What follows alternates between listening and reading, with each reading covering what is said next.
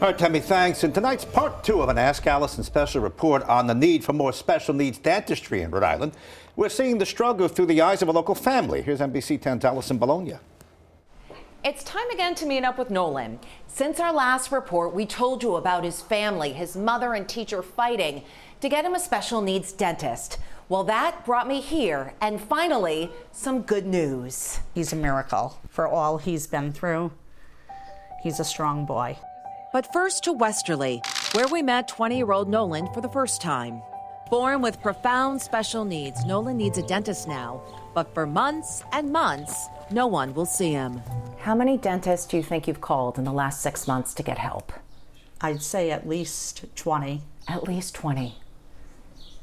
Yes. What is that like? You're on the phone. Is it fair to say you're almost begging for help right now? At this point, yes, we are. Because I'm sure he's in such pain. And he can't tell you. So the week after I met Nolan, I came here to the Samuel Sinclair Dental Center in Providence on the campus of Rhode Island Hospital. We see probably close to 20,000 patient visits a year, so it's a pretty busy place. 20,000 patient visits. Yep. And you are primarily the only place in Rhode Island to work with folks with special needs, correct? Correct. I told you about 20-year-old Nolan who needs teeth extractions and he's desperate for some help. Is Nolan alone? Not at all. We get probably close to 100 patient referrals a week. So what do?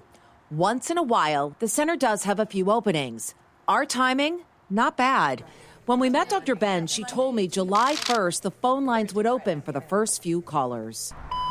Hi, Trisha. It's Alison from NBC 10. So I called Nolan's teacher, one of his fiercest advocates. And to be fair to other Rhode Island residents in need, I put out the news over social media, too. I just interviewed the director over at Sinclair, and some good news. On July 1st, you can call, and they have about 15 slots that are going to open up. It must be so difficult for you to have to say no because you don't have enough people. It's that simple. Yep. Staffing. Yep.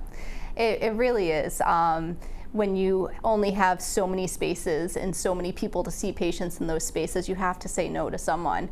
And it breaks my heart. Dr. Steve Brown is the chair of the American Dental Political Action Committee of the American Dental Association. He tells me the problem with staffing also has to do with the fact that dentists get paid more in neighboring states, so hiring dentists and keeping them in Rhode Island is hard. And then, Okay, here we go. there's the issue of facility space. So what is the answer? How do we expand services for some of our most vulnerable Rhode Island residents? We've started already. We have our legislators this year pass in the budget a facility fee. This is the bill, and it's a big step in the right direction for Rhode Island.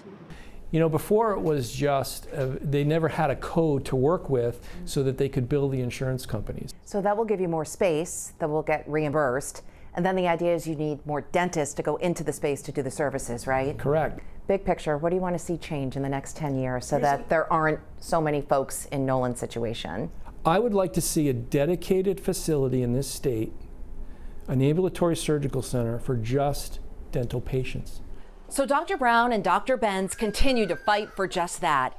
And that good news, on July 1st, Nolan's teacher got through on the phone line and got Nolan his first appointment in years. In Providence, Alison Bologna, NBC 10 News.